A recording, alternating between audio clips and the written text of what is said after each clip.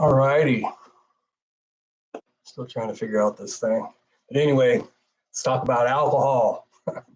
What a grand thing that is. Alcohol is not bad if you don't abuse it and stuff like that. And it always starts out fun, when you're younger and yada yada. But sometimes you go through some crap and it's easier to grab that bottle or beer, can, whatever you want to do. It's easier to grab that and everything goes away, right? So I led basically a normal life, I guess. Maybe not. I've lived a lot of places throughout the United States, and I've been through some crap, blow your mind crap. But back in 2019, I came down with congestive heart failure. I have a plugged valve in my heart. It's 90% blockage. They say it leaks. So they threw me on a bunch of pills and installed a device. It's right here. It's a box. It's called an ICD, internal congestive defibrillator. And let me tell you, when that thing goes off, it's like it blinks you. Like you're dead for a split of a second. And when you come back to, you can still be standing there, because I was actually standing in somebody's kitchen and went off, and I was like, oh, for the first time, I didn't know what happened. But so I came down with congestive heart failure, but what the doctors aren't going to tell you, they're not going to tell you that, well, some maybe some will, mine didn't. They didn't tell me, hey, you're going to fall into a really deep, dark depression. And see, at this point in time, I just met this girl right before this all happened. I think I met her in August. And then I woke up one morning in November and my ankles were really swelled up with my feet. So we went to the hospital and they're like, oh, you got congestive heart failure. That's great. And right into the bottom of a bottle. And man, did it get nuts. I couldn't, it's not that I sat there and done it around them. I didn't want nobody sitting there watching me, take a drink off the bottle, stuff like that, because she had kids. And so I tried to keep it to myself, and everything was, I guess, hunky-dory, but I couldn't stop. It's when I did, because I can't pee out the toxins like most people can, my body retains fluid. It's called edema, and it retains fluid. And so the next morning after drinking, massive amounts the day before of what was I first drinking? Fireball. Oh my God, the hangover. And then so I drink. And then the hangover just kept getting worse and worse and worse. And I finally went to the hospital, and they're like, man, when you drink, what do you drink? And I'm like, Fireball. And they're like, you know how much sugar is in that? I was like, yeah. I was like, I didn't think of that. You never do. I got that blockage in my heart from high cholesterol. Sodium goes through there and roughs everything up, and the concrete of the heart, cholesterol, comes through and sticks. So, but anyway, so I was like, oh, okay, so I'm going to beat this. So I'm going to switch it from Fireball to vodka, not realizing that alcohol, I guess, metabolizes into sugar in your system or whatever. But anyway, it's a learning experience. I'm still learning. So I started drinking that. And one day, I had to have a drink really bad, and I didn't want to, at that point in time, ask my wife. She had to go to work to stick around and to go to the liquor store for me. So she, did her thing and split. And I call Uber, 6:30 in the morning. Uber picks me up, and now, mind you, now I have this thing that it's called a life vest on me. It's got a battery pack on the side, and off I go to the liquor store. And I told the lady before I got out of the car, I was like, hey, I'll be right back. Don't leave. Okay. I get out, go to the liquor store, get 2 handles of vodka, come back out, and she's gone. It's the middle of winter, and it's snowing like crazy. I just have on a pair of Swishies, hoodie, my beanie, and a pair of house shoes, and no socks. And there's probably a good 8-9 inches of snow on the ground, and she's gone. And I'm like, oh my God, and it's snowing like crazy. I needed a drink really bad. And so I take off walking and I cut through this Zips parking lot. And on the side of the Zips, I cracked one of those bottles open, man, and took a big old pull off of it, got myself right, and then went home and kept on drinking. You know, I didn't know what to do. I thought congestive heart failure or whatever it is that I have, I thought it was a death sentence. So I'm like, okay, so I just met this awesome chick and I fell head over heels for her. And I could have swore she was my soulmate. Don't know. But that's a story I'll never get into.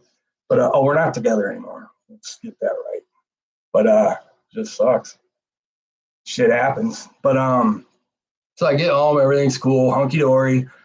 And one time we were because they moved into my place, and so I let the kids have the bedrooms, and me and her made a bedroom in the living room. I didn't care. And so I'm sitting there on the bed, and I'm seeing something, off to the side of my TV. I'm like, what the hell is that? And I'm looking at it, and I was like, it was like a silhouette of a person. That's at least what I saw. And so I'm sitting here having a conversation with whatever is there, talking to it, asking it questions. Of course, it wasn't answering me back, but it was doing little nod gestures and stuff like that. And she's like, hey, there's nothing there, right? And I'm like, well, I can see it. I'm sure there's not, but went to town with it, and she rolls over and goes to bed. So I'm sitting here and I'm talking with this thing, and the lights had a light off to the right-hand side of the TV, and it had these little lights on it, and they turned into like little, I don't even know what you call it, had eyes, and they'd communicate back and forth with one another. Sounds nuts, huh? Right? But and they kept looking over at me, and yeah. So I woke her up. I'm like, hey, you don't see this?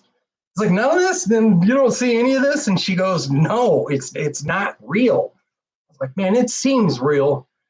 And so she goes back to bed. So I continue on, whatever. And next thing you know is I felt something in the bed, something prickly poking me. And then white smoke was coming up out of the bed. And I'm like, oh man, what the heck?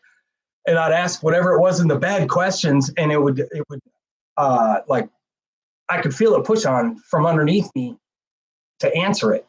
And I could hear these little giggling sounds. Oh, what the hell? And so anyway, and then the one thing I was talking to, it goes flying out my front window. I'm like, what the hell? And so I pull up my camera and I look outside, and there's this thing hovering outside, and they get in it, and it's gone. And I'm like, oh man, but it started getting worse.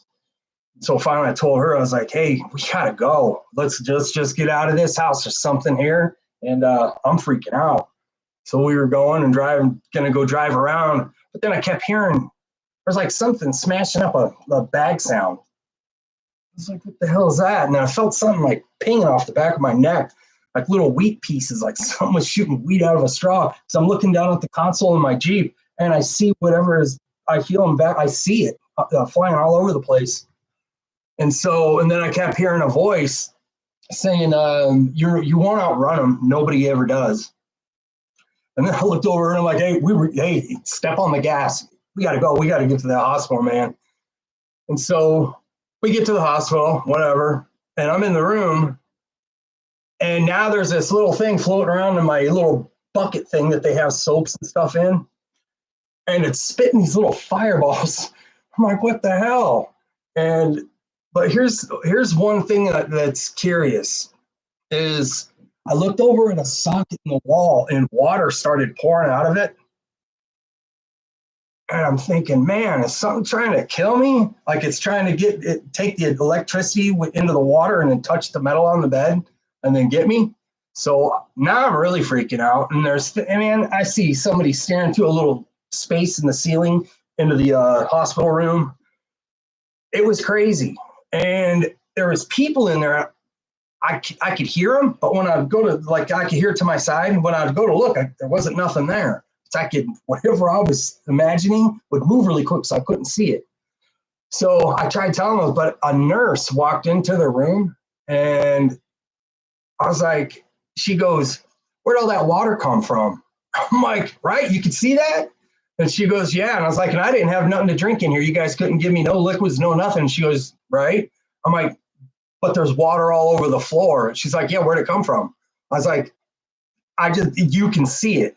Where'd the water come from if I was imagining this? So anyway, things keep on getting worse. And I kept on trying to tell him, I'm like, hey, I need knocked unconscious. Like, give me something sedative, knock me out, because this is getting crazy. And nobody wanted to listen to me. They just let me, I mean, maybe it's hard love, which I completely disagree with. It's a hospital. We go there to get help. Is it my fault? Yes, 100%, 199%, whatever. But I needed help. And I'm sitting there struggling, having this horrific meltdown. And finally, nobody wanted to listen to me. And some weird crap happened next to me. And I'm like, yep, that's it. And I got up and I had an IV in my arm and I ripped it out. Now, every time my heart pumped, it's shooting blood out of this hose. And I walk out into the hallway and I'm like, oh, you guys didn't want to listen to me. I'm out of here. And they're like, you're squirting blood all over the floor. I was like, you didn't want to listen to me. I'm leaving just like this. And security came up. We can put you in another room. I'm like, no, I got to get out of this hospital. Something's here. I kept trying to tell them to sedate me, you know, it's just getting worse for me. So anyway, that's some of the crazy crap that happened to me with alcohol, but it can get worse. I tried cleaning my act up for my wife at the time, stepkids, tried cleaning it up. And so what I'd do is I'd stop drinking cold turkey, cold. Being how I was, I drank for probably a good 2 weeks straight. When I'd wake up, I would drink until I fell asleep. When I'd wake up, I would drink. So, because I wanted everything to work with this new life that I had, so I'd stop. And it would make me so sick. It wasn't even funny. So now I'm puking. I have nothing to puke up. So now I'm dry heaving. I flexed my stomach muscles or whatever it was so hard. I had a triple herniated belly button. It just, none of it, the whole thing was just, it was bad. But there's points in time and I could barely even walk. It's like I had no strength to walk. I'd get up and it took me everything I had to stay upright and to move my legs. And it's, gosh, looking back at it, holy smokes. It was bad, but I just wanted to tell people some of the stuff that I went through. But if you're going through something like this or worse, hey, it's like Rogan said on his podcast, there's two things that'll kill you super, super quick. And one of the worst ones is alcohol. Drink, and then stop. Your body can go into such withdrawals that your insides will start locking up. And this is sad. There's a guy that lives behind me over here. He went through the same thing. They found him in a puddle of puke, took him to the hospital. He was on life support. They took him off life support and he had a do not resuscitate. He's dead now from alcohol. See, alcohol, it'll keep you, if you keep drinking, it'll keep you alive. It really will, because your body's used to it. And man, it's just sitting there with a big old smile on its face like, yeah, they put more in. Yeah, great, grand. But it's bad, but there is hope. But if you try to stop on your own, man, my story's a little worse. Or me drinking, I can't pee it out as fast as everybody else can. So the toxins sit in my body, and oh my gosh, that hangover or the withdrawal from that alcohol is intense, insane, and I don't wish it upon anybody. But there's hope. But if you're stuck in a position where you can't stop, keep going, and you'll get to a point that is going to scare the holy living crap out of you, or you're not going to have anything. You'll lose everything. You'll lose your family, your cars, your house, your job. You'll lose it all. And one of the biggest things is you got other people that count on you, and they need you. They need you. So, I try to, but the biggest thing is you can't do it for anybody but you. That's it. Nobody else. You can say, I'm going to quit doing this because of my job. It won't happen. I'm going to quit doing this because of my kids. Ain't going to happen. I'm going to quit doing this because of my wife. Once again, ain't going to happen. You have to do it for you. You got to find it inside yourself. If you're like, well, not like me, if you're one of the types that if something bad happens and it scares the hell out of you, well, give it time and it will happen and it will scare the hell out of you. And if it scares you straight, hey, it worked. But don't keep drinking to get to that point. If you can, man, just try to stop while you're ahead. And if you got that strength in you to stop for your kids or to stop for your wife or your job, life itself, hey, good for you. I tried, I failed, I landed on my face, and the good thing though, I'm still here. And I still got a plugged up ticker, trying to get it fixed, trying to get a release so I can, a referral to go to a place that maybe will take the plug out of my heart, because everybody's like, well, it's not, it won't give me a straight story on it. It's nothing bad happened until that. I had a stent put in, the stent plugged shut. So nothing bad happened up until that thing plugged shut. And so in my eyes, unplug it and everything would go back to normal. But for some reason, they keep me broken. But I'm not, if I'm wrong, I'm wrong. And then that's, it's my fault. But the way I see it is, if it was working fine before it 90% plugged up, well, doesn't it make sense that if you were to take that plug out of there, everything would go back to normal? I've had an ablation done. I'm not sure if keeping that thing plugged up in my heart was good. Oh, I'm still here, so obviously it's good. Or was it bad? And it's just because I've had a lot of people ask me, what happens if something bad happens? Like you have a stroke and half your body goes paralyzed, or you have a stroke and you can't speak. They're like, there's no going back. Once that happens, that is you till you're dead. There's no going back. And so I've always wanted the same thing. So I used to tell them guys at the hospital, I'm like, so what happens if that happens? Well, hopefully it don't. We'll just keep you, healthy. I ain't no scientist and I ain't no doctor or any of that stuff. But from my understanding is, how much money they're making off of me broken? I think 10 pills in the morning and 3 or 4 at night. I have a box in my side. I even have this thing down here. It's a thing, push a button on it, and it relays a message in this, and it sends it automatically to my not to the cardiologist, to the EP clinic. Because Boston Scientific, that's the people that invented the piece in my side. And that thing goes off, like I said, man, it hits with a kick.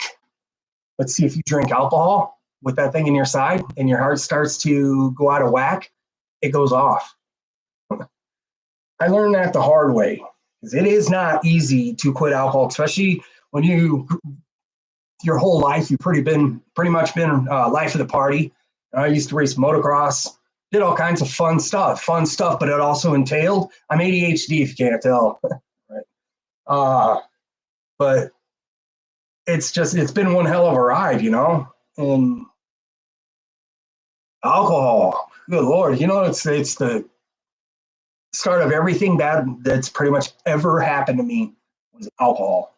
It made stuff fun, but destroyed things really important to me. So, but yeah, when you're in alcohol too, you'll put up with people that you're around, that you're partying with, drinking with, but you'll allow disrespect, manipulation, when normally you wouldn't allow them things. When you're drinking, you bypass any disrespect, any of that stuff, unless you're just a complete, horse's ass, and then you'll get drunk. See, I was the happy guy. I just wanted to, have a smile on my face, crack jokes. I'm pretty witty. I could put things together really quick, but it was just devastation. I mean, it could be fun, but for me, it was fun for years. But now I'm older. I got a thing in my side, and I don't think it's from alcohol. They said it was high cholesterol. Somebody out there might see this video and be like, oh no, the alcohol did it. Maybe. But I just want to get it fixed. But also want anybody struggling with it, even leave me a message and I'll talk with you. I got even more crazier stories. But I can't remember everything I'd like to say. There's a lot more. It's a lot of information up here. So I'm trying to dig through everything and pick out this. It's all over a chick. Peed on a girl when I was blacked out drunk. And I'll pick this one. How about that? But don't ask me, man. But there is hope and there is help. And if you can't do it on your own and you can't do it for anybody else, have to do it for yourself and go to the hospital. I've been to AA classes. Doesn't work for me. Doesn't work for me at all. My buddies are like, here, you need to go to rehab. Went to the hospital one time and I blew a 0.51. They're like, went to the rehab, blew what I blew, and and they're like, we can't do nothing for him. You got to take him to the emergency room before he dies. So I went over there and sat in there for 8 days and went to rehab and sat in there for a couple weeks till some kid popped off. And I'm like, well, it's either me, I'm going to go to jail because I'm going to beat the piss out of this big mouth kid. I was just sitting there minding my own, watching TV. There's mean people out there. I love them. But it's crazy. It really is, man. And it starts off as fun and boy, the twister that can come out of it. But if I've helped anybody, right? Got any more questions? Shoot, if I think anything else, but I pretty much covered the bases. So, got a stupid tattoo. I didn't like this one. It was supposed to be motocross related. No, but I let him put it on me anyway because I was drunk. $1,200 for that tattoo, and he didn't finish it. And then he quit working for the place that I paid. And then she's like, no, we already paid him for the tattoo, so you're going to have to repay again for us to finish it. Yeah. But, just stupid decisions. And now I look back at it and it's like, dang. Yeah, and I literally don't hang out with nobody. Nobody. This world, man, there's a lot of narcissists, sociopaths, I don't know the name, whatever the terminology or scientific name or whatever anybody has, but I learned what some of them mean, and so now I can see it like a sore thumb. But then when I learned what it was, I was like, dang, some of my friends are that. And I was like, you know what? I just cut everybody off. So I have a gym in my garage that I built and I work out on it. Listen to music really loud. No, the neighbors can't hear it, but I sure can. It hits me in the soul. But that's what I do. Some video gaming. Got 2 cats. And do. I'm just trying to get my heart fixed. Hopefully it happens soon. I can't do the work that I used to be able to do, so money's like drying up. So I got to do something quick. But in a nutshell, guys have a good one. If anybody has any questions, trying to read this thing and do it all at the same time. I don't edit my videos none because I don't know how to. I don't care to. Just want to get the message out there. So if you're going through it, man, hang in there. You're worth it. You really are. Hey, some of us have some information in our heads that we could spread around to others, but we can't do it when we're dead, right? So anyway, guys have a good day. We'll talk to ya. See you.